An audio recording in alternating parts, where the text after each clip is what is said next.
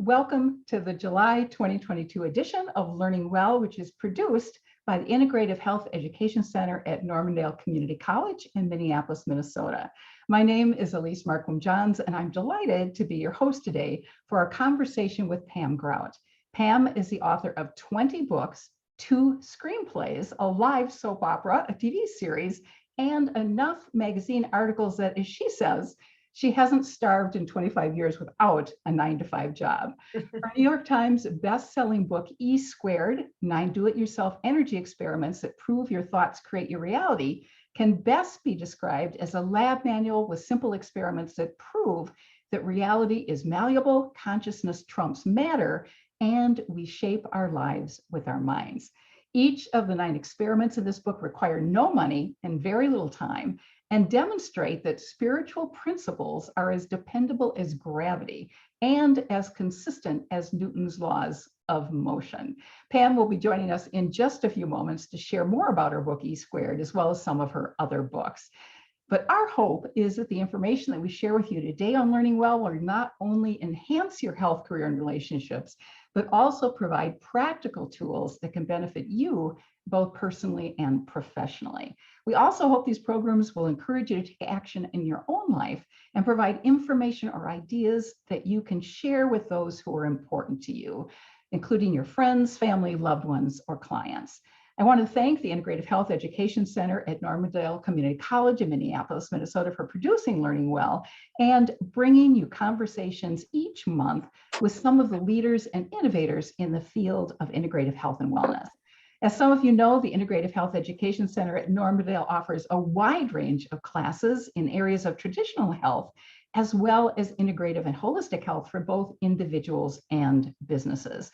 Certification programs in a number of health and wellness fields such as Tai Chi, herbal therapies, Ayurveda, energy medicine, holistic nutrition, and emotional freedom techniques, and more are also available.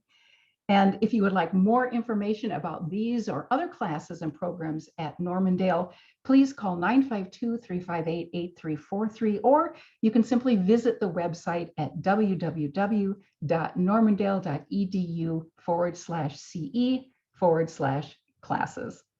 Now, let me introduce today's guest, Pam Grout. Pam is a world traveler, a loving mother, a best-selling author, a millionaire, and an inspiring witness to everyone she meets.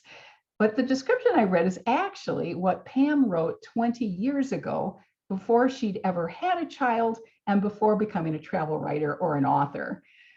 Evidently, affirmations work, because now she can proudly say that all of those things are true.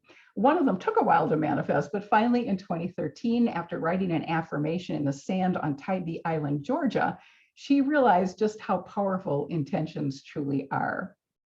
She wrote, and on that Tybee beach with a big stick, E Squared will become an international bestseller. And then she let the waves take it out into the universe. And that book, published by Hay House, not only topped the New York Times bestseller list, but it has also been translated into 40 different languages. Pam loves anything having to do with creativity, and maybe that's why her second and now 19th book was about how to be more creative. She plays pickleball, loves to garden, writes screenplays, and also loves to putter. So far, she's published 20 books and has sold articles to dozens of publications, including Travel and Leisure, Outside, Family Circle, CNN Travel, New Age Journal, Scientific American Explorations, Arizona Highways, and the Washington Post, just to name a few.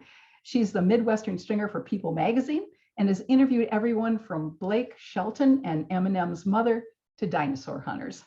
She also hosts a luxury travel blog called George Clooney Slept Here and has been to all but one of the continents.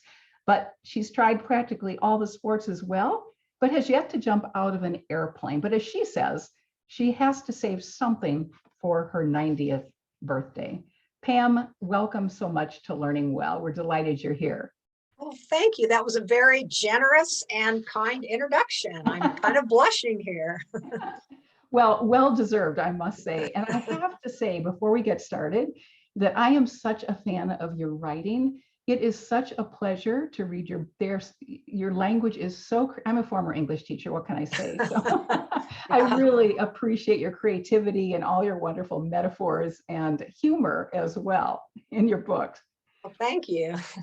Well, so please tell us, let's start off, Pam, if you could tell us a little bit about your career journey as a writer. Did you always want to be a writer, and how did you go about launching a writing career? Well, I was one of those people that started reading books like crazy. In second grade, my teachers even made a special award for someone because I'd read 267 books. Oh my And it God. was just, they were picture books. It's not a big deal. But I think anyone who reads as much as I did and still do eventually thinks, I'd like to try this. So even back then, I was writing and illustrating little books like Patty the Penguin, Blackie the Bear. So I just always have enjoyed words and writing and quotes. And really, I think I'm really lucky because that's probably the only thing I can actually do.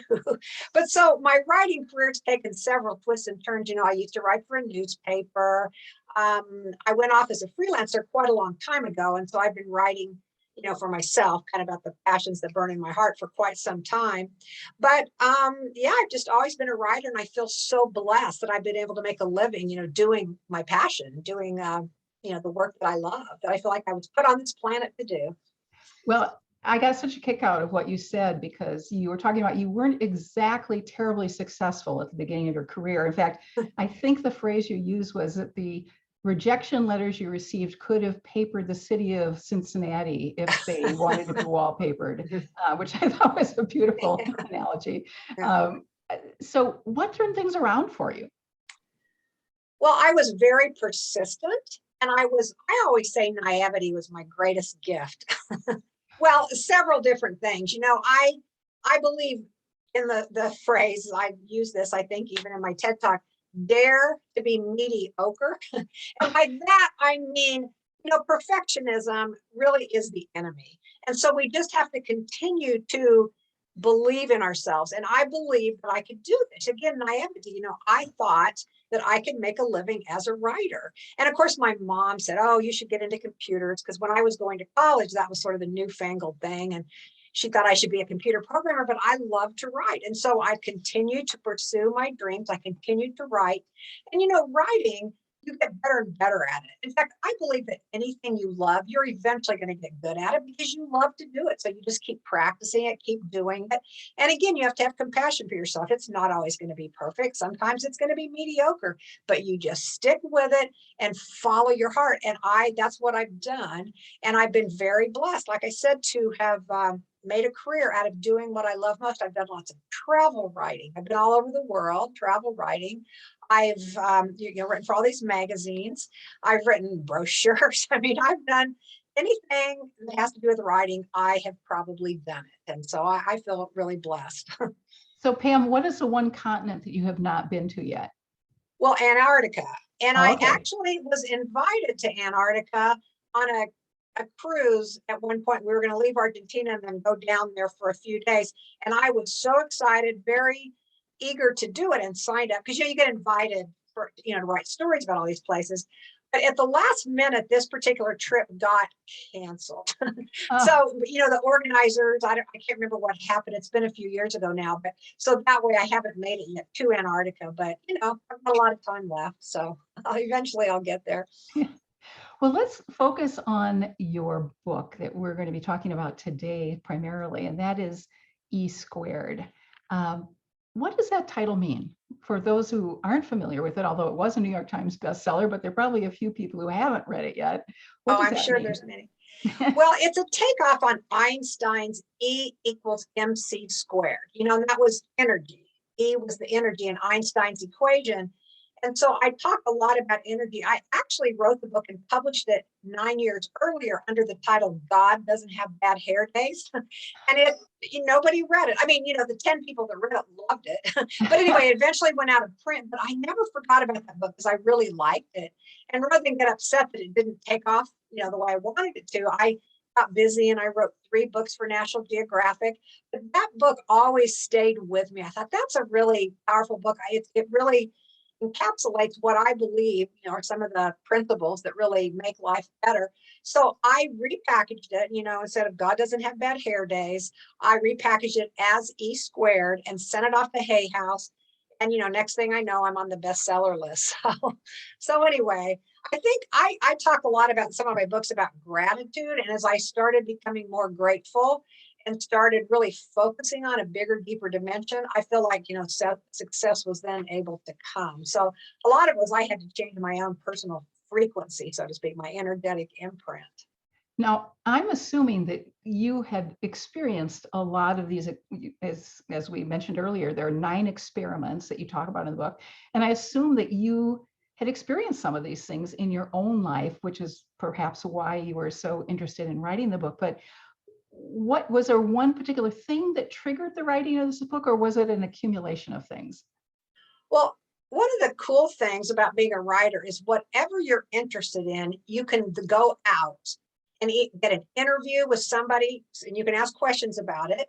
So you have an excuse to learn about something. So like I love to travel, so I became a travel writer, but I've also really been interested in consciousness and metaphysics. And so I've studied that quite a bit, throughout my life. I've been a student of A Course in Miracles. I've, done various workshops. And it was just a real love of mine. So I decided, I'm going to write about this thing that I think is a really important feature that all people need to know, how their consciousness affects their life and how they're always interacting with this big, beautiful universe and what's coming out of their consciousness. So I just thought it was something people needed to know. And I also, they say you teach what you want to learn. And of course, I really am so fascinated with it that I really wanted to, experiment with it and learn more about it for myself. Well, the foreword of the book is interesting because it's written by a former NASA biologist. Mhm. I assume you picked that person to write the foreword. What was the purpose of including a NASA biologist as someone who would write the foreword of your book? Well, the book talks about experiments that we can conduct with our own lives, right? So who better than a real scientist, a credentialed PhD scientist, to write the foreword? Because, scientific experimentation is just making a hypothesis and then testing is this true or not. And one of the things I say in the book, you don't have to take my word for any of this. There's a lot of these didactic books that do, this is the way it is. I say, no, this is the way I think it is. Test it out for yourself. So I chose, this NASA biologist to write the foreword. She willingly said yes. So, hey, it was perfect. And tell us a little bit about how the book is organized and why you decided to organize it that way. Well, the initial book that I did, God Doesn't Have Bad Hair Days, had 10 experiments that I had people try. In the revised version that I sold to Hay House, I pruned it down to 9 experiments. And so basically, there's a little bit of an introduction. And then the heart of the book, the meat of the book, are these 9 experiments. And I explain, the principle. Each one has a principle. And I wrote it in kind of a funny manner. Like, for example, the first principle is the dude abides. And of course, that's a line from, the Big Lebowski. But the dude is there is this energy force that we can all connect with and that we can all interact with. So that was experiment 1. So like, how do you prove that this is really true? So I set up these parameters to test this out. So that was a principle I thought people needed to know, that there is this energy force they're always interacting with. So that was experiment number 1. And then I just go through with 9 more principles that I think are important for us to understand, and then experiments that people can try. Again, don't take my word for it, but people can try and see with their own 2 eyes if this is true or not. So it's been fun.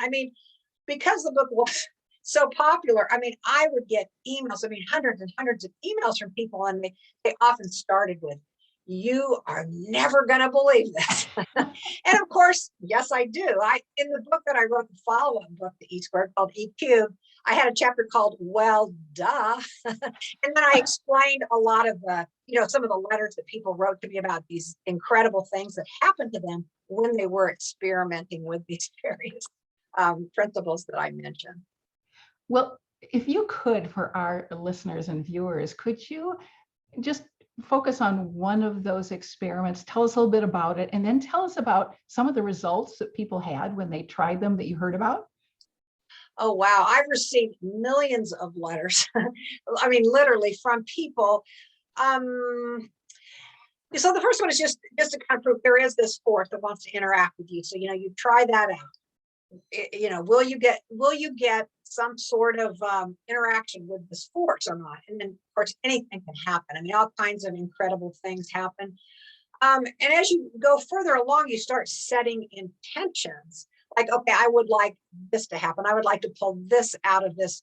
The universe is kind of like this big Montgomery Ward's catalog, right? I mean, there's all these possibilities. I call it the field of infinite potentiality. There are, for everything we see, there are, millions of other possibilities, billion. I mean, we can't even comprehend how many possibilities there are. But what happens is once we decide things are a certain way, we literally compact it down to where that's all we can see. So what I encourage people to do is to give up all their sure ways about and convictions about the way the world is and be open. Is it possible? Is it possible that what I'm thinking and believing comes back to me? Is that possible? So, I mean, people always like the stories about getting money. I mean, people have won the lottery, people have new cars. So there's a lot of those material things, but the things I'm mostly important with is when relationships change, when people become more loving, when people realize there's more love out there for them. So those are the kind of things that I, really prefer. I literally, I can't even tell you all the stories. I mean, like I said, I have a whole chapter in the follow-up book that, that details some of the stories that people have written to me with. In fact, I have a blog that I do. It's just with my name. And I often will share miracle stories on there. So if somebody wants to go back, there's like 900 blog posts on there. It's all free. You don't have to pay anything. And I also detail a lot of the stories on there, that I hear from various people. So, yeah, that stuff is out there. In fact, I think I might have said in one of my books that if ever a serious researcher wanted to go through my files, they probably could and would be quite amazed. So, and in terms of your personal experiences, what has probably been the most unusual thing that's happened to you as a result of dealing with the energy field? Well, I mean, I'm a kid from Kansas, grew up in a little tiny town in Kansas, and yet I've been able to travel all over the world. And one of the things that I say about that is I didn't know how to make that happen. I mean, I didn't have the financial resources to make that happen. I knew I wanted to travel. So I simply gave it to the universe. Hey, universe, I want to travel, but I didn't obsess about it. I didn't, try to figure it out, because what happens is our little pea brain, once it gets involved, it's okay, there's this step. First, you make money and you get the travel brochure. People, have these preconceived ideas about how to make all this happen. So I didn't do that. I just gave it all up, it's like I want to travel. And so before I knew it, I get a letter from an editor at Lady Some Journal.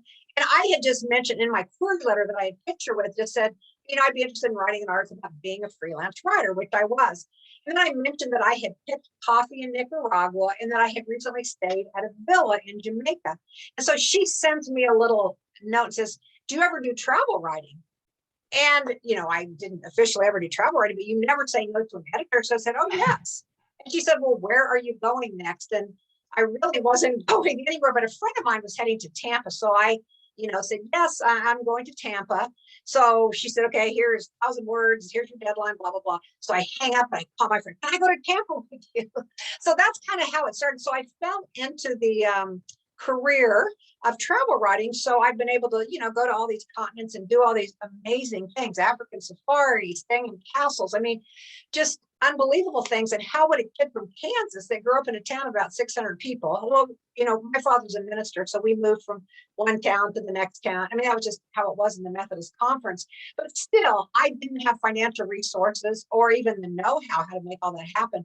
But again, the universe was able to make that happen. This energetic field was able to make that happen. And so I let go of my beliefs and thoughts and limitations I might have and let it orchestrate the details, which is the best way to do anything.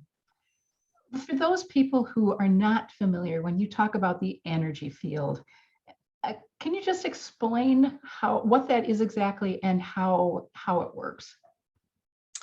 One of the experiments in the book is called the Albert Einstein principle. And of course, that is named after Albert Einstein. And he, of course, did say everything is energy. But in that experiment, I have people create what I call Einstein wands. And then they hold them up with these straws. And then I have them think certain thoughts like, first of all, you'll think, oh, I'm a loser. Nobody likes me. Just some of those thoughts that the ego will tell us from time to time. And as you're holding those wands with no real contact other than your hands are grasping the straws, those wands just go in on themselves. They like literally collapse. Then I have them, say bold, buoyant, joyous things about themselves, and those wands just open up. So we are always interacting, like I said, with this energy field. It's invisible, and that's why a lot of people don't really trust it. But it is very much around us at all times. This energy field, we are energy, our bodies are energy. Everything that looks material is 99.9% space. But we have turned, so we see a material world, but that's just a very limited viewpoint of what is all around us. So it's an invisible energy field that we all are participating in. And so it bears a lot on quantum physics. About 100 years ago, they proved Einstein's theory. And so we really haven't used this to our advantage quite yet. We know about it. We've used it to develop, cell phones and lasers and things like that, but we don't necessarily use it in our personal lives. And in fact, I would say that's part of the reason I wrote E Squared, because I want people to know how to use these principles of energy in their lives. So Pam, could you for us, because I think some people are probably wondering, so, okay, there's something I want to manifest in my life. Now, how exactly do I go about doing this? I can think about it, but what, for instance, if you wanted to manifest something right now in your life, how would you go about incorporating those thoughts into your life? I mean, do you have a routine? Do you have a system? How do you do that?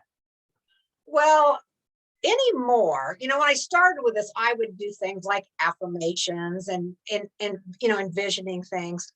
Now I have so much faith in the goodness of the universe, in the energy field, that I don't really even ask for a lot. I trust that it will deliver really great things right to me. But back in the early days, when I was, trying to manifest things, I did things like create a vision board.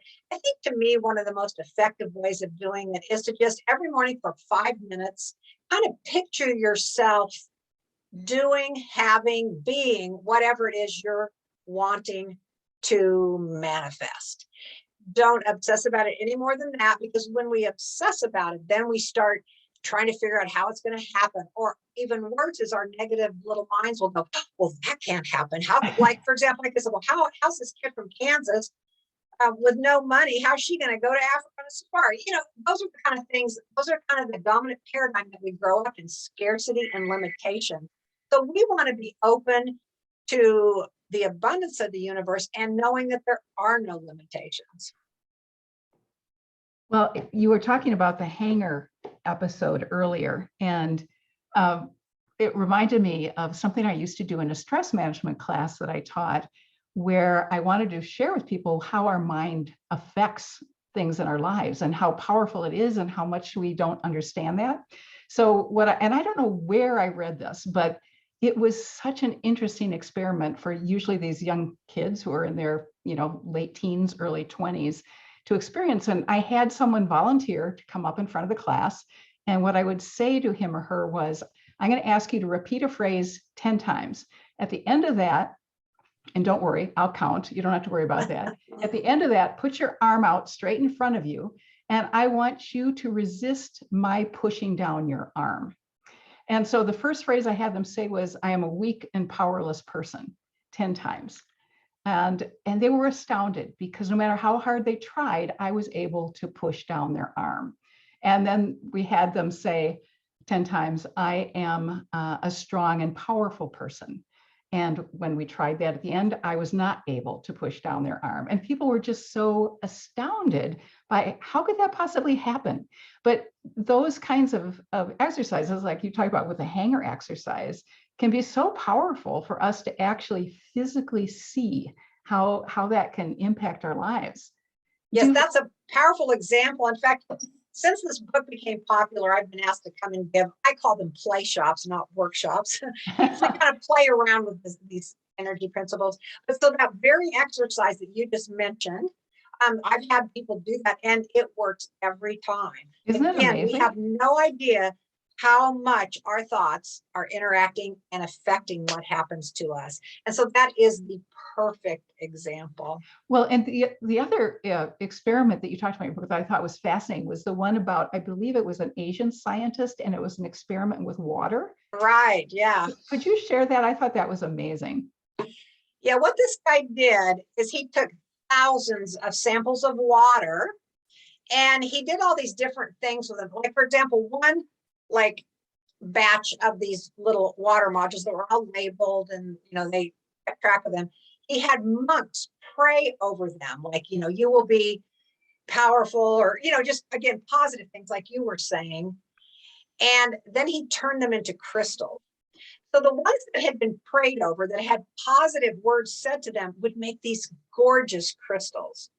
Other samples of these water, he'd, have negative thoughts, or he'd play loud, raucous rock music, things that were maybe disturbing. And they would turn into these kind of ugly, dark blobs, not the beautiful crystals. And so he did this a whole lot. And when you think about that, so much of our bodies is made up of water. And if this is so influenced, if this water that's just in a test tube is being influenced by these words, by these prayers, by these intentions, think about how much we are being, influenced by our words and thoughts and intentions.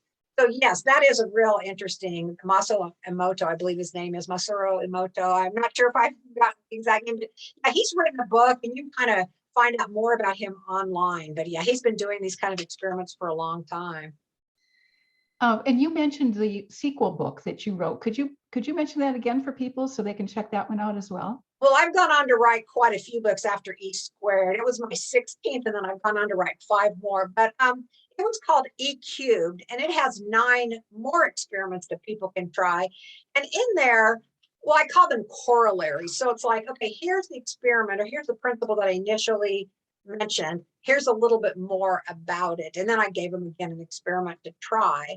Like, for example, one of the things I have people do, take a belief that you've long thought about yourself. Like, oh, I'm not good at cooking, or I'm not good at school, or whatever, this negative belief you might have. And so then I urge people, well, look for its exact opposite. Because, we repeat these things over and over again, these beliefs about ourselves, and then we create that particular reality. So I get people to investigate just the exact opposite of something they've long believed about themselves. And it's amazing. They start seeing evidence of the opposite of this long held belief that they have. So that's one that's from E Cube. But as I mentioned, in E Cube, I have a whole chapter called Well Duh, that's all about, it details the 9 experiments from E Squared. And then I list maybe anywhere from 5 to 10 per experiment of letters, emails that I received from people who, read the book and did the experiments. I picked those that were, a wide variety of things that were pretty interesting and compelling. And again, I have a lot of those on my website as well. And you talk often about how important gratitude is in this whole process. Can you share a little bit more with us about that?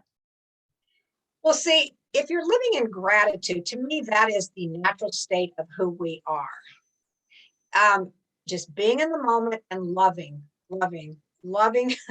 who we are, what's happening. But instead, we start creating resistance, and that blocks, our interaction with this force. So gratitude, and I sometimes say, oh, that's me and Bambi stuff. No, it changes everything. I've used the example of Willie Nelson. For a long time, he was trying to make it as a singer, and he sold vacuum cleaners door to door. He worked as a Sunday school teacher. I mean, he did door to door sales, all kinds of things for like years and years. And he said he eventually started counting his blessings. And he said his entire world turned around until, of course, now he's won all these Emmy Awards and he's had a very successful career, but he had to start appreciating what he already had. So I wrote a book called Thank and Grow Rich. It's a takeoff on Napoleon Hill's Think and Grow Rich, but it's all about the importance of gratitude.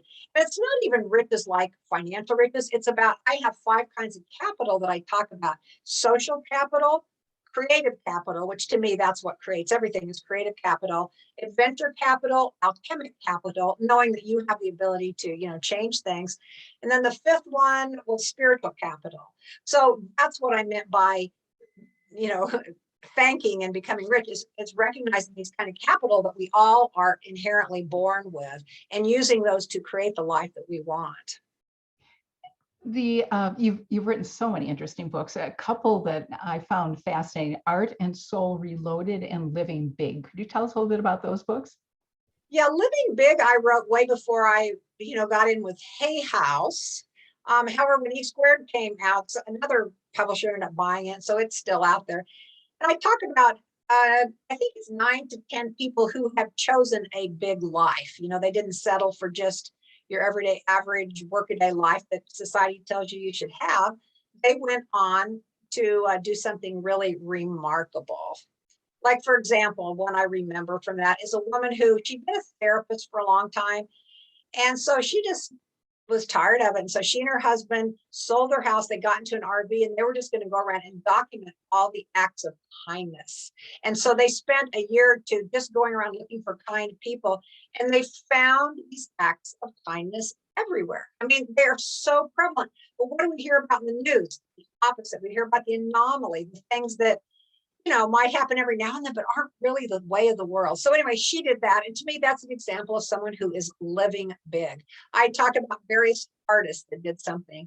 It's people that listen to the passions burning in their soul, and they went out to do something really beautiful. So that's what living big is about.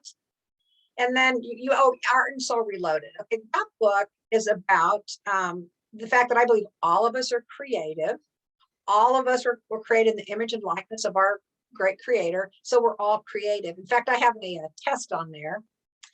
And of course, there's the LSAT to see if you can make it in law school. There's the MCAT, to see if you can get into medical school. But this is Pam Grout's test for Are You Creative? And it has one question: are you breathing? If you answered yes to this question, you are highly creative. So the idea is that all of us are creative. We may not use our creativity.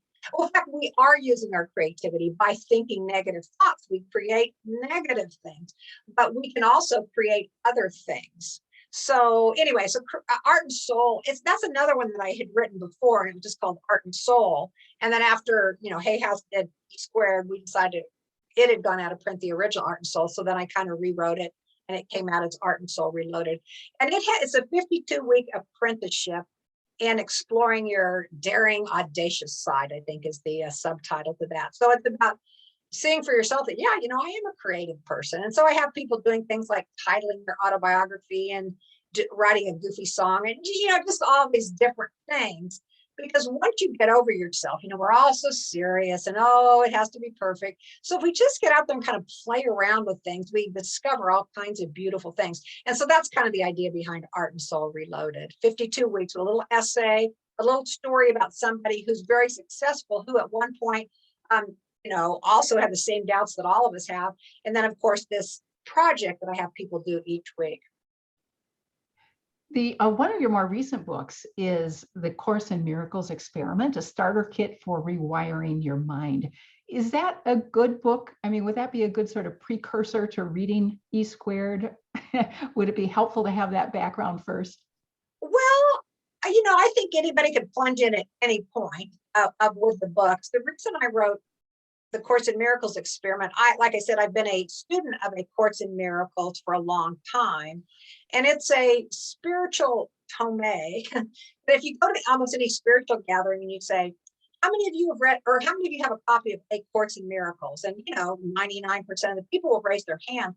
But then if you say how many people have actually read it, all but a couple hands go down, because people, it's long, it's thick, it's dense, and quite frankly, not that much fun to read. So what I was called to do was to rewrite there's one section, it's all about these, for 365 days out of the year, you kind of rewire your mind. So I rewrote them in a fun way. I believe I try to write in kind of a fun, light, easy manner because we want this stuff to be sustainable. And if you have to like, oh brother, I've got to go read this or I've got to go do this, you're going to give it up. But if you look forward to it and make it kind of fun, then you're more likely to stick with it. So anyway, how I wrote that book, I started blogging about my own journey with Course in Miracles because I've been doing it, every year for a long time. So January 1st of 2018, I talked about the first lesson and then I blogged about it. Then the next day I talked about the second lesson.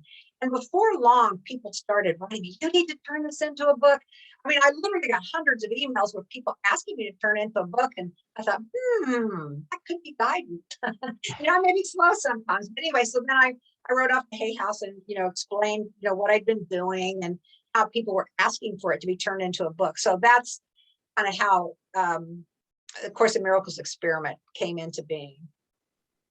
So I have to ask, and maybe you can't answer this question. I understand if you can't, but is there another book in the works right now that you can tell us about? One of the things I've been very interested in is, changing consciousness. So I've been working a little bit with a book called the Egos Playbook. And it's sort of a tongue-in-cheek guide, like the coach's diagram of what the ego uses to own us humans, the things that it tells us, like, oh, you're not good enough to do that, or the world is limited. These are the voices of the ego. So it's like literally the playbook of what the ego is telling us. So that's one thing I've got going on. I've been working a little bit with a TV series that I created. So I've always got some kind of different project going on. I just finished we did a 21-day miracle manifestation adventure with Mike Dooley. We had 7,000 people doing that. That was kind of a fun thing. Each day we had a little bingo card, and each day people would be challenged to manifest a different item or a different thing. I mean, like I said, there were 21 days. So that was kind of fun. And we just finished that. So I've always got, something happening that I'm working on. You've referenced a lot of different books, writers, people who have influenced you.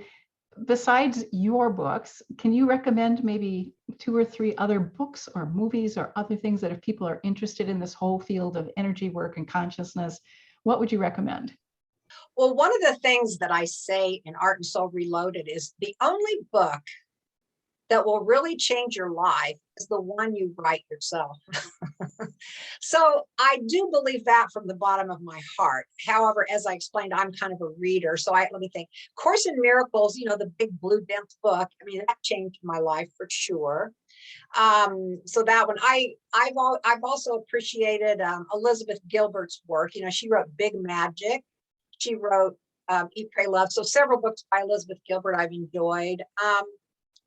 As far as, energy, what are some other ones I've liked? I mean, there's so many of them out there. Just trying to think what else I could recommend. I like Martha Beck. She's a interesting person. She's her book called Expecting Adam. She was a Harvard trained. She has a PhD and master's and a BA from Harvard. And then she started having all these mystical, amazing experiences happen. So she kind of moved from that real scientific, education, university way of looking at life to this more mystical, believing in angels and that kind of thing. So I like her work too. So I don't know, there's a lot of it. There's Wayne Dyer's books. Hay House, my publisher publishes a lot of these kind of books. So again, I would say my, bottom line advice, ask the universe, say, hey, I'm interested in this. What should I read? And then sometimes you'll walk into a bookstore and a book will fall off the shelf, or somebody will mention a book 3 times, and then you'll think, oh, maybe I should read that book. So I would say ask the universe, ask for guidance. What would be helpful for me to read right now? What would be helpful if you want a movie for me to see right now? So, don't listen to some doofus human Pam Grout. Ask your inner guidance and see what, what you are led to read. That would be, I guess, my best advice. Thank you. Well, before we conclude, I have to ask you, as a travel writer, obviously you've been to hundreds of countries. What are several of your favorite places, and what countries are at the top of your list to visit? Well, I get asked that question quite a bit, as you I'm can sure you imagine. do. And I'm just silly enough to fall in love with every place I go. So usually I will say whatever place I just came back from. But I also give the answer that just like you don't want pizza at every meal or you don't want chili for every meal, it kind of depends on, what you're in the mood for. One of my books that I wrote for National Geographic was on volunteer vacations. And that's a really great way to travel and get to know a place in a whole new way. Um, Wow, I love New Zealand. I love going to Africa. I love Austria. I mean, I'm just like shooting off things off the top of my head that I've enjoyed visiting. Um, Japan. I mean, I really enjoy. The thing about traveling that's so beautiful is you realize that people are all the same all over the world. That becomes very achingly clear that no matter what image we might have of other people, that we're all exactly the same. We all want to follow our dreams. We all want our families to be safe. That is so traveling is really good for opening your mind to seeing what's really true. So I say almost traveling anywhere, if you feel called to travel. But what was my favorite? I mean, the place I just got back from literally a couple of days ago was Colorado. So that would probably be my answer now. Colorado. But as far as I don't know, I lived in Australia for a year, so I have a real fond place in my heart for Australia. I got my master's degree there. So Australia has a real big place in my heart. But I go to Mexico for a month every year. So there's a little colonial village down there I like to visit. The weather's just perfect, 365 days of the year there. So I go there a lot. But yeah, I don't know what to say about that. Well, this has been so fascinating, Pam. So appreciate your time today. And you mentioned your website and your blogs as places people can go for more information. Anything else you want to mention before we conclude? No, just I urge everyone to play around with their life and test out some of these experiments and see if indeed they can manifest things or if there is this force that wants to interact with them. Just test that out. So that might be my bottom line thing to say. But my blog's fun to go to. It's pamgrout.com. There's lots and lots of free material on there. You can read about me. And so I don't know. That's good. Sounds great. Thank you so much, Pam. Really appreciate it. Thank you. It's been great talking to you. Well, before we close, I'd like to take just a few moments to acquaint you all with some of our guests who will be joining us on future editions of Learning Well. Next month in August, our guest will be Dr. Richard Johnson, author of Nature Wants Us to Be Fat, the surprising science behind why we gain weight and how we can prevent and reverse it. In his book, Dr. Johnson details the mounting evidence on how a switch is responsible both for excess fat storage and for many of the major diseases endemic to the Western world, including heart disease, cancer, and dementia. And then in September, our guest will be Dahlia Kinsey, author of Decolonizing Wellness. It's a roadmap to body acceptance and self-care for queer people of color. And Kinsey's book is filled with practical eating practices, journal prompts, affirmations, and mindfulness tools. And then the following month, Dr. Frederick Bonson, who's author of Better Than Destiny, Practical Science for Creating the Life You Want, will be joining us, and that will be in October. Dr. Bonson is a decision-making expert who helps us take the guesswork out of making decisions through a framework backed by science and information on best practices and insightful experiences.